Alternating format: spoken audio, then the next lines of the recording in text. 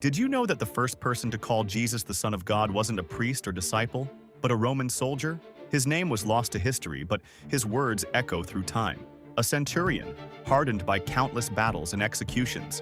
He had seen men die before. This was just another day at Golgotha. But something was different about this crucifixion. At noon, darkness swallowed the land like a black curtain.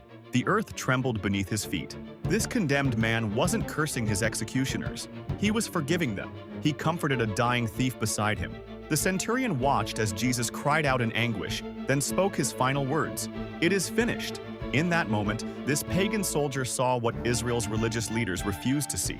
His voice cut through the darkness. Truly, this man was the Son of God. The irony was profound. A Gentile warrior became the first to publicly confess what the chosen people's leaders had missed. Sometimes God reveals himself to the most unexpected hearts, in the most unexpected moments.